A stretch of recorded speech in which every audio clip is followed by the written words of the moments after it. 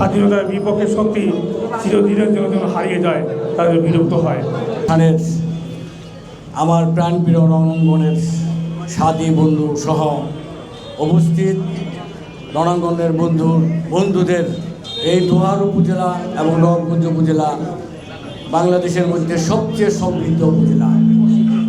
আমাদের বীর মুক্তিযোদ্ধা যারা এই দেশের জন্য প্রাণ দিয়েছেন, এই দেশ স্বাধীন করার জন্য তারা বুকের তাজা রক্ত বিলিয়ে দিয়েছেন, তাদের প্রতি আমার শ্রদ্ধা এবং সালাম। শহীদ রাষ্ট্রপতি জিয়াউর রহমান যদি স্বাধীনতার ঘোষণা না দিতেন তাহলে দেশ এখনও স্বাধীন হতো কিনা তা আমাদের সন্দেহ আছে। তিনি যদি ঘোষণা না দিতেন তাহলে আপনারা অনেকেই হয়তো এইভাবে ঝাঁপিয়ে পড়তেন না বা নেতৃত্ব শূন্যতায় পড়ে যেতেন। তিনি স্বাধীনতার ঘোষণা দিয়েছিলেন বলেই আজকে আমরা যে লাল সবুজের একটি পতাকা উড়াতে পারি। এই 12ই ফেব্রুয়ারির নির্বাচনে আপনারা সকলে ধানের শীষ মার্কায় ভোট দেবেন। মুক্তিযোদ্ধা দল আবার জয় হবে এবং মুক্তিযোদ্ধাদের অধিকার, মুক্তিযোদ্ধাদের যে যথাযথ সম্মান, এইটা আমি নিশ্চিত করব। আমার দোহার নবগঞ্জ আমি কথা দিলাম।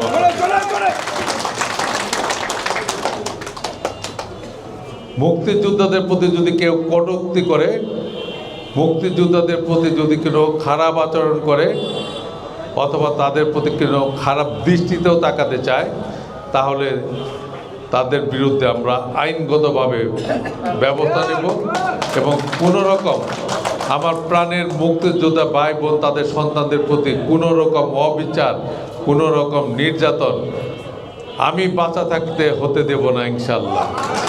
যারা এই পাকিস্তানি বাহিনীদের সহায়তা করেছে, যারা এই দেশটাকে স্বাধীন চায় নাই, এই দেশটাকে পাকিস্তানি চেয়েছে, পাকিস্তানি বাহিনীর সাথে যখন যুদ্ধ হয় তখন এরা কিন্তু পাকিস্তানি বাহিনীর সাথে হাত মিলে তারা সাথে করে নিয়ে দেখাই দিয়েছে যে এটা মুক্তিযোদ্ধা বাড়ি বা একটা মুক্তিযুদ্ধের পরিবারের বাড়ি।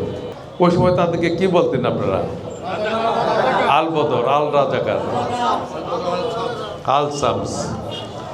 তারা এখন ধর্মের নামে এই স্বাধীন দেশটাকে আবার যেন পরাধীন হয় সেই চেষ্টা কিন্তু করে যাচ্ছে। যেদিন তফসিল ঘোষণা হলো তার পরের দিনই হাদি নামে একটা ছেলেকে, ঢাকাটা আসন থেকে স্বতন্ত্র প্রার্থী ছিল, হাদিকে গুলি করা হলো খুন করার জন্য। 8 দিন মৃত্যুর সাথে পাঞ্জা লড়ে শেষ পর্যন্ত ছেলেটা শহীদ হলো। এমনইভাবে তারা আরও অনেক অঘটন ঘটানোর চেষ্টা করবে, তাদের থেকে সতর্ক থাকতে হবে।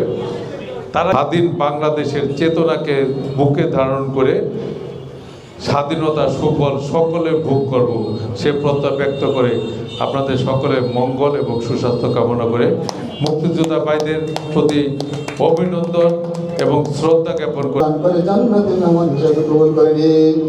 সকল মুক্তিযোদ্ধা শহীদ ভাইদেরকে জান্নাতের মেহমান হিসেবে কবুল করে নিন।